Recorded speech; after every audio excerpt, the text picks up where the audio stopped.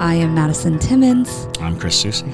And we're paranormal specialists who live in the most haunted city on earth, Savannah, Georgia. Every day is Halloween in our line of work, so join us as we spin true tales of haunts, murders, and disturbing Savannah history.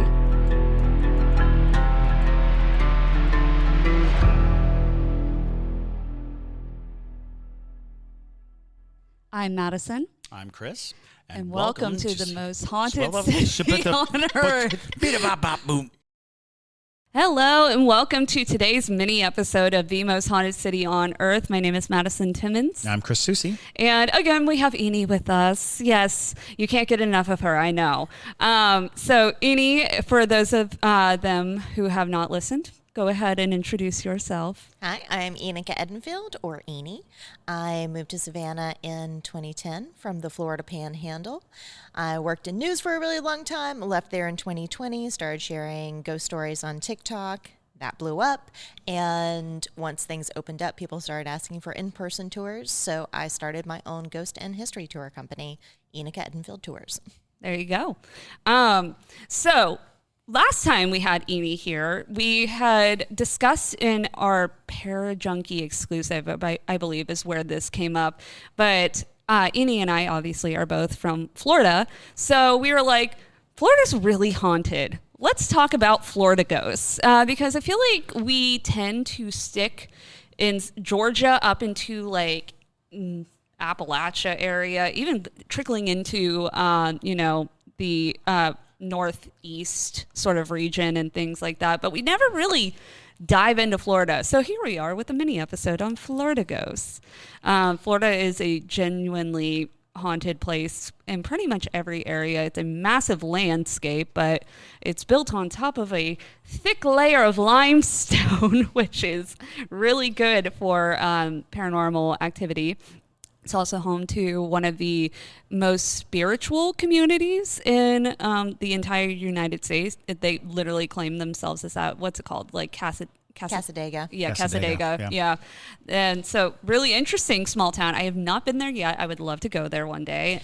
I went there last year. Yeah, last year. Yeah. So how was it? Like it was really nice. Like it's one of those places where you can feel the energy in the air. And I think it also kind of depends on what kind of energy you put out as what kind of energy you're going to get. Because some people go there and describe it feeling very heavy and feel like, they're being watched and everything. But a lot of other people are like, no, this feels very tranquil. Honestly, I could have stayed there. It was very, very peaceful to me. But my friend Jazzy and I went there. We just were like, hey, let's do a little weekend trip. It's only about 4 hours away. So we went down there, went to all the shops. I got a palm reading.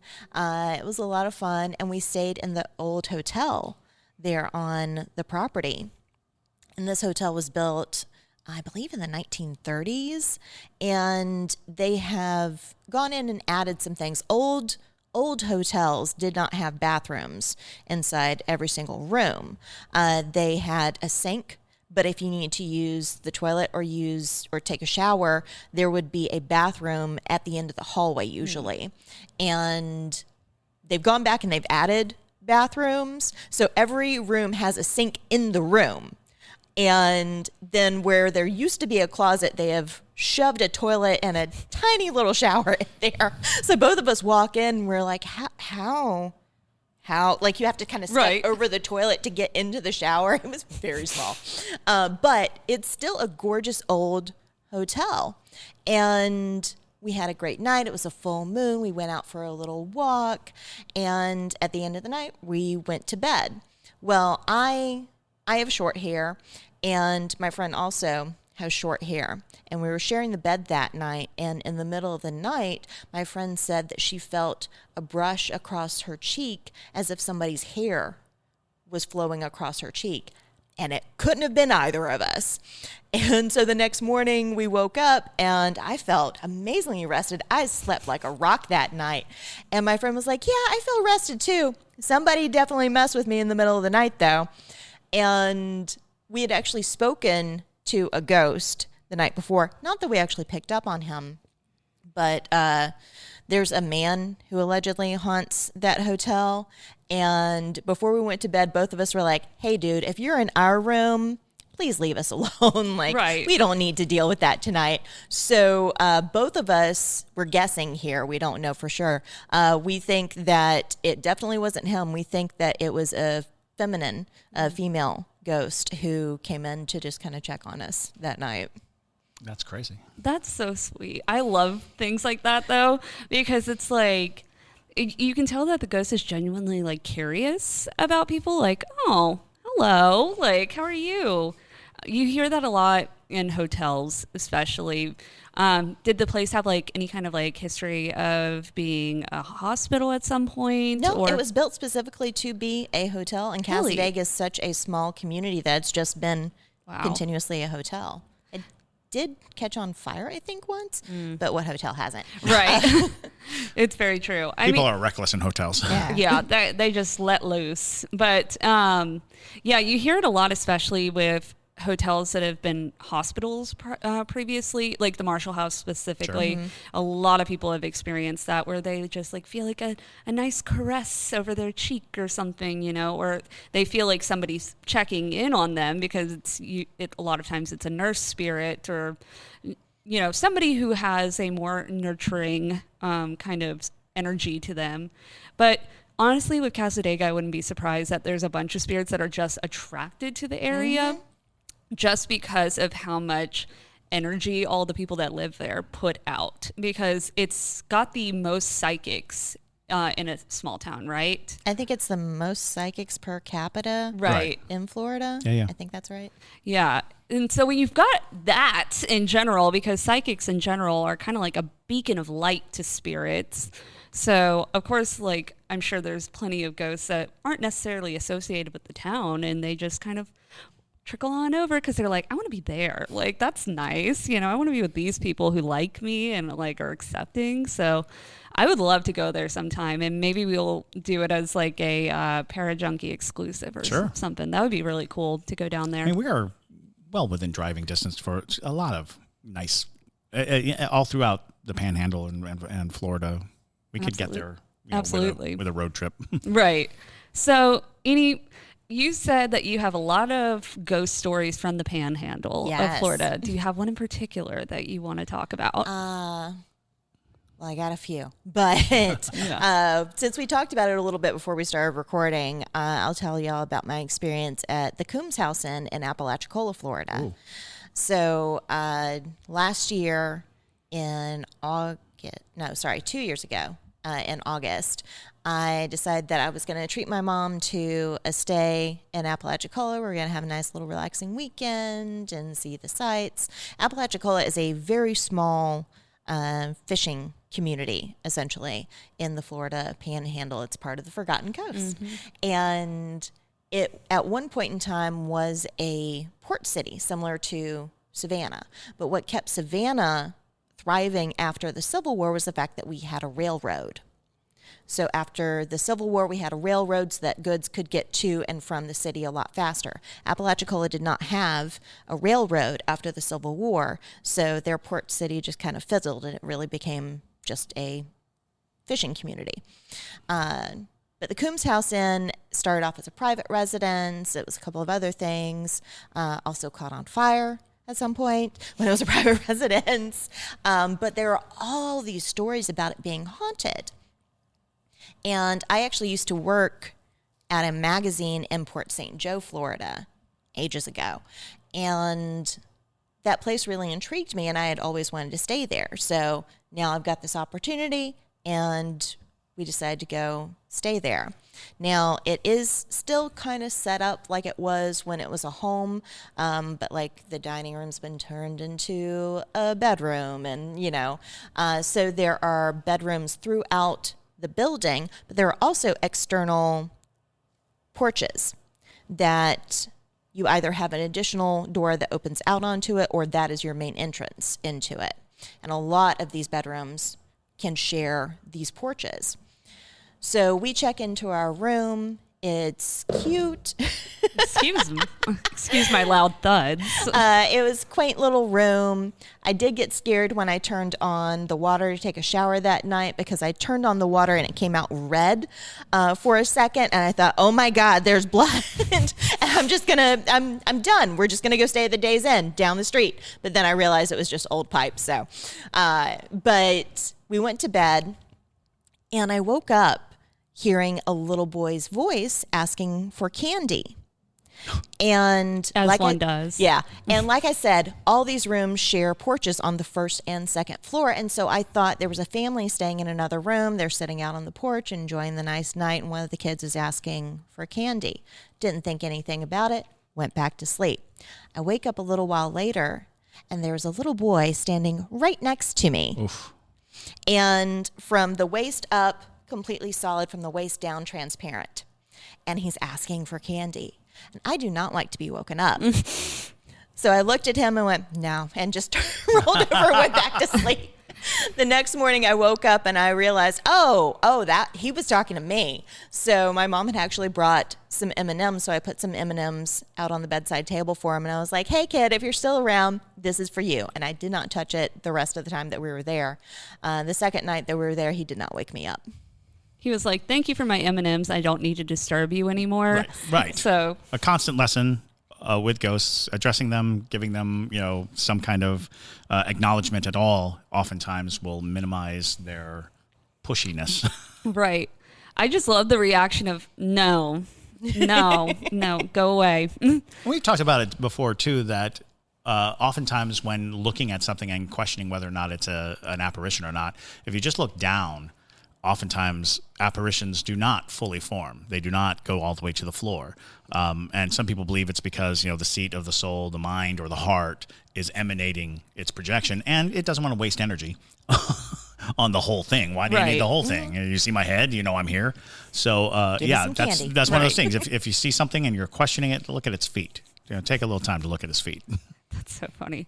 I just hear see the comments in my head of being like, if that happened to me, I would be freaking out. I'd be leaving. And I'm like, this is what I mean when I say, like, sometimes you see ghosts and you're just kind of like, whatever, Not me. I would have been gone.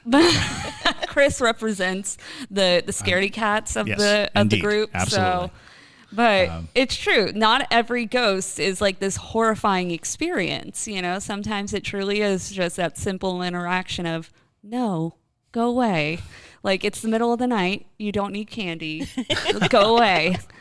But, especially kid ghosts, they can be so persistent. We've talked about that until we're blue in the face. But, it's...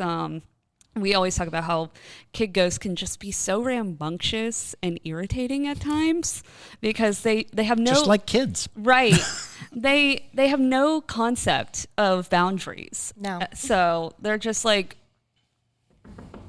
I want candy. I want candy. It's like... just imagine a kid coming up to you and just randomly saying that. It sounds about right. You'd be like, I don't have candy? Where are your parents? Right. Where are your feet?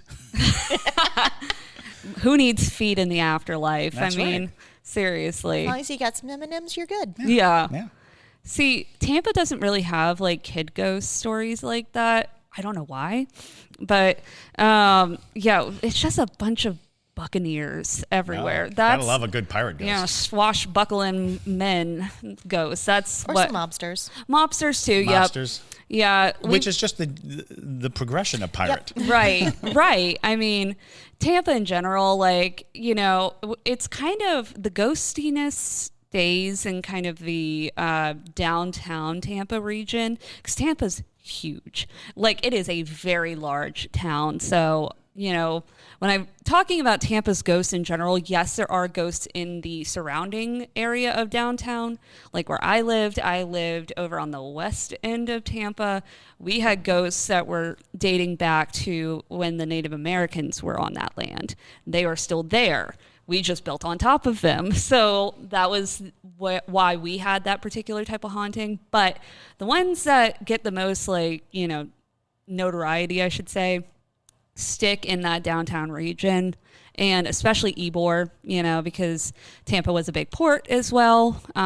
Also, we have had lots of different crime come into the city. It's still kind of like that in a way, being right. Mm-hmm. We won't get into that, but yeah. So I feel like that's why that was mostly why we have those ghosts and things like that. We had a haunted theater, which was pretty cool. Every theater's haunted. Oh yeah, yeah, that's pretty cool. But Tampa doesn't really claim their ghosts. Right. Right. Right. Absolutely.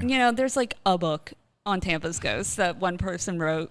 Probably not a Tampa local. No, absolutely not. Somebody in Middle Florida was like, "Hey, did you hear this?" Did you hear That's the thing about a lot of Florida ghost books. You can find ghost books that are just about Savannah, but when it comes to Florida, they don't have ones that are just about Miami or just about Tampa. The Ghosts of Florida. Right. It's the Ghosts of Florida, or they might concentrate on an area like the Panhandle or Central Florida or South Florida. Right. And I think that's just the culture of the state in general. They're just kind of like, ghosts. No. We had, they're like, we have all this other fun history. Look at St. Augustine. They're like the Spaniards coming in and conquistadors. That's what they like to talk about. They love the Buccaneers, though. Like pirate history, that's their jam. But they're like, don't talk about the ghosts, though. People weren't, executed or murdered right in public squares here. Right. That's not going to give you a ghost, no. Right. In terrible ways, too. The kinds of executions that they came up with in that 1600s, period is like, what if we put a bar behind somebody's head and we just like put a rope around their neck and just slowly tightened until their neck snapped? I'm like, why? Right. Who was sitting there going, hey, I got a good idea. I know how to kill a person. It's like, that is a lot of engineering. Somebody put a lot of thought into that one. And B, why? Right. Is hanging not enough? Did we run out of rope? And if you didn't know, Chris helped create the Medieval Torture Museum. Yes, in St. Augustine. So that's why he knows a lot about these things. But if you're ever finding yourself in St. Augustine, obviously it's a very haunted town in general. But the museum's really interesting because it's true. There were so many ways to torture people, and a lot of them were done in Florida, but it's like medieval torture from around the world, and some of them are still being used today, which is fun, So maybe that's why we're a little bit haunted too. Now, Eenie, do you have any more Panhandle stories you would like to tell? Yes. So this one, fair warning, is going to get a little dark. Okay. Your brain needs support, and new Ollie Brainy Chews are a delightful way to take care of your cognitive health. Made with scientifically backed ingredients like Thai ginger, L-theanine, and caffeine, Brainy Chews support healthy brain function and help you find your focus, stay chill, or get energized. Be kind to your mind and get these nootropic chews at ollie.com. That's OLLY.com. These statements have not been evaluated by the Food and Drug Administration. This product is not intended to diagnose, treat, cure, or prevent any disease. If the idea of child abuse is not your game, feel free to skip over Trigger the story. warning. Right. This is about the Dozier Boys School in Mariana. It was at one point in time called Hell's 14 Acres.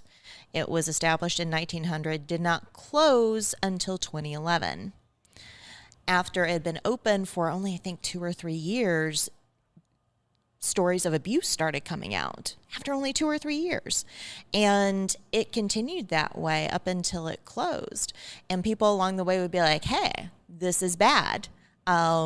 Maybe stop doing this. And there would be like some rudimentary measures to try and curtail some of this.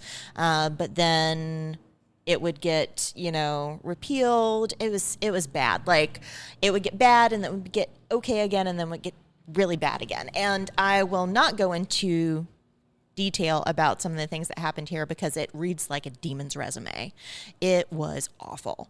But there's one building on this property called the White House. And if you Google the White House boys, you can read your news articles about that, because some of the survivors of this place are still alive. Yeah. And the things that they went through. Whew, I was reading through it last night, and I'm just sitting in my bed sobbing because it was awful. And the White House is still on the property. They sealed it, and they use it as a memorial. It is sealed up. You cannot go into it, and by Florida law, it cannot be demolished.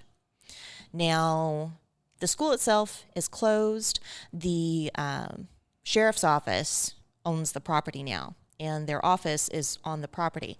The fences that were around it have been taken down, and so you can drive onto the property. I do not recommend trying to go into any of the buildings, though, because a Category 5 hurricane came through a few years ago, and these are not structurally sound buildings. They look super creepy. Do not go into them.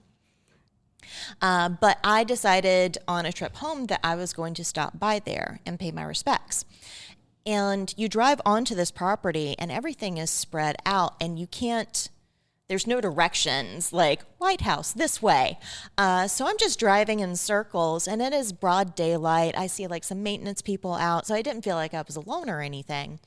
And I circle around this old building, and before I see it, I get this pit in my stomach. And I look up, and there it is. And it is a small building. I can send you the picture of it so that your viewers can see it.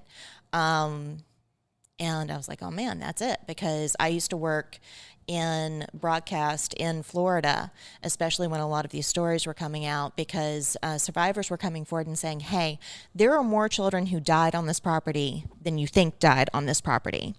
And there's a burial ground there with about 31 crosses on it. But the survivors were saying there are more kids buried on this property. And since then, when all this stuff started coming out, they've gone through and done ground penetrating radar, and they've found, I think they've identified between 55 and 70 graves on the property now. But I get on my car to walk up. I took a picture of it. And as I'm standing there in front of this building, I feel this wave of fear come over me. And I felt very anxious, and I start looking around, and suddenly I'm afraid that someone's going to come up to me. And I'm thinking, this is weird, because there's no reason for me to be afraid. And then I realized it wasn't me. It was some of the spirits of the boys there who were warning me away, because in their head, they're still replaying all of that. So they didn't want me there. And I left, and I cried for 45 minutes afterwards. I'm driving back to Savannah just sobbing, because you can still feel them there. Absolutely. Yeah. I mean, that's just such a sad case scenario for those kids, because it's even worse. There's times where you're like, I really wish that there weren't ghosts there. Yeah. Because it's like, it's almost worse that they're stuck there in a way. And now that's not to say that spirits, from what we can tell, it's some spirits choose to stay places, even if it was like a really horrible situation for them. They choose to stay there almost as like guardians of a sort. Sure. Or, but it's not always, because I know people will be like, oh, well, why don't we try to like help them cross over? There's a multitude of reasons why spirits stay. So you really can't assist in that way a lot of times. Just the emotional output can be, you're sensing an emotion, like the entire location becomes the emotion, and that is, and I don't know that we've talked about it, but that is a type of supernatural haunting where you're not dealing with intelligence, kind of like a residual, but it's even more about how a place can resonate with the focal energy of so many people. It's not the residual of a person or an event. It is an overwhelming sensation. We talked about this off camera, or not in the podcast. Going to like a concentration camp. I went to Dachau when I was young, and the sensation of just knowing the weight like the air changes, the sensation changes. Birds aren't singing. You have this notion that you're standing in a place that has become hallowed by an emotional output, and it's not necessarily one spirit or a group of spirits. Not to say that they're not there. It's just that sensation, that wave of emotion that comes over you is oftentimes so much ingrained in every bit of sand and wood and and everything of a location. So yeah, it's difficult when you find a place of immense suffering to withstand it. I had a friend who worked there very briefly. Would have been around 2001, I think. And I don't remember what his job. It was an operation. Yeah. It was still a juvenile detention facility, and he was patrolling some buildings at night. I don't remember what his actual job was, but he walked into this building that he knew no one was supposed to be in, and he heard a little boy asking for water, and the little boy was behind a locked door, and he knew no one was supposed to be in there. He tried the door; it was locked. So he goes back to find a coworker saying, hey, there's this kid stuck in a room in this building. And so the guy came back with them. They unlocked the door and there was no one in there. And it was one of those rooms that does not lock from the inside. It locks from the exterior. So there's no way that a kid could have snuck out of a dorm and tried to prank somebody. And he said that was a really unsettling moment for him. Absolutely. Oof, sure. Geez. Yeah. That whole situation is just so unfortunate, and you can only imagine how traumatic of a place that could have been to grow up, and how much energy was output just from the people the children who lived there, Right. Kids as young as 5 were sent there.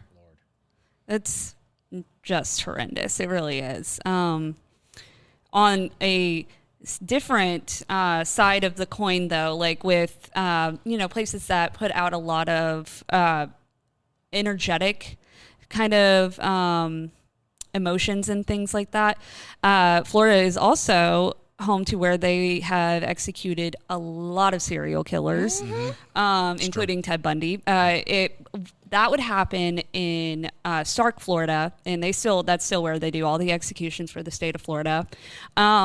In Stark in general, when you drive through that town, it's kind of one of those towns that they only have a couple stoplights, but they have a million police officers that are waiting to pull you over for going even one over the speed limit, that type of town.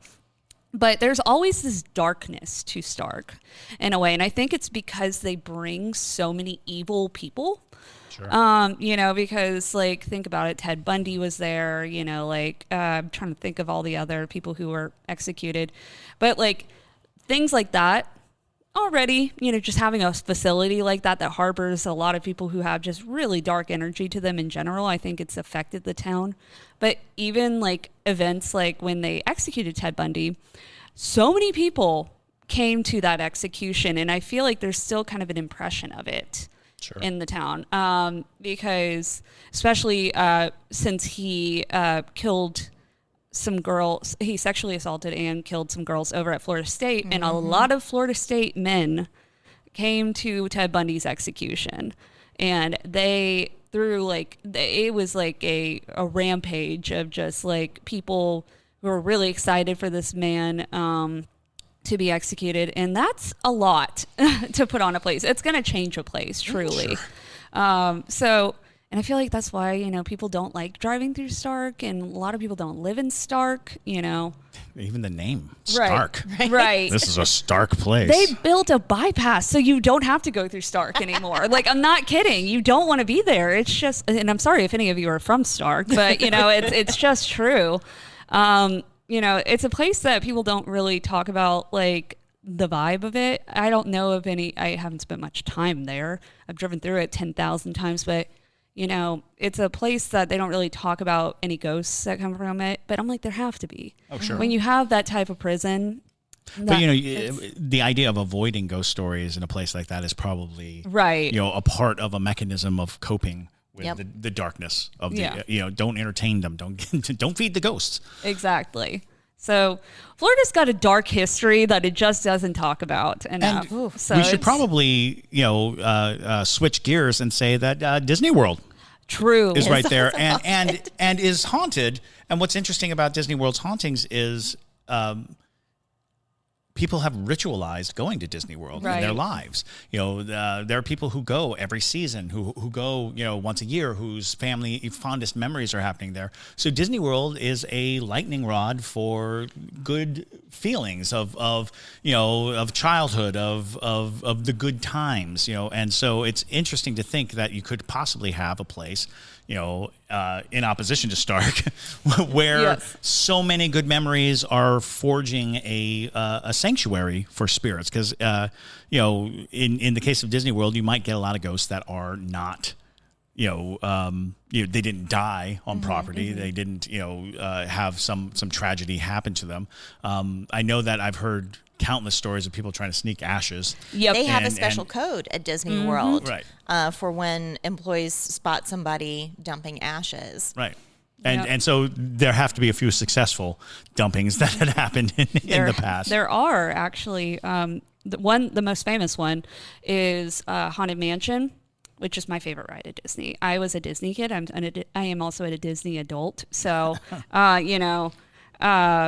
basically the Haunted Mansion, it was like this child's like favorite ride in all the world. So his mom did that. She snuck his ashes, dumped it on the ride because they said that she couldn't do it because she asked, but they said no. So she was like, I'm going to do it anyways. And so there have been photos captured of the little boy sitting in the doom buggies. And classic ghost hitchhiker. I love that. Yeah, and so he's sitting in the doom buggies, and like you can look it up. There's plenty of photos of him, but I've seen the boy myself because, like I said, I grew up going to Disney, living in Tampa. It's an easy. You can go for the day and then drive home that night. So. I've seen the kid on the side. I saw him there's a portion of the ride where you go through the cemetery, and he was just standing in the cemetery. And I was like, wow, that's, ironic, but it's... Well, I think if you really wanted to, you could probably commission an urn to be made like the decorations. Right. And just like bring it on and just drop it off and walk away. Right. Write a funny little caption on it. Absolutely. And so, Disney is very haunted in that way, though. But yes, the Haunted Mansion one, I can confirm he is real. He is there. And a lot of employees have also confirmed that he is real. So we'll leave you with that happy thought of the Haunted Mansion and the little boy ghost. But Eenie, thank you so much for joining us for all these episodes and things like that. You'll have me back. Yes. Yeah. You'll be getting lots of Eenie content for a little bit. So this has been great, though. And if you guys have any other states that you want us to talk about or research or things like that, or if you live in like a place that we're not familiar with their ghost stories, like Montana or something, send them in. Send them in. Tell us why your state's haunted. Ghostmail. Yes. Send it to ghostmail@hauntedcitypodcast.com. Even if it's not like a state-related sort of ghost story, if you have a ghost story, please send it over to us because we do a segment called Ghost Mail, and we will read it and we will react to it. So with that, definitely follow Eenie on social media under Salt Waves, Spanish Moss, and also make sure to follow us at Haunted City Podcast on all the social media platforms. But with that, my name is Madison Timmons. I'm Chris Soucy. And stay spooky, y'all.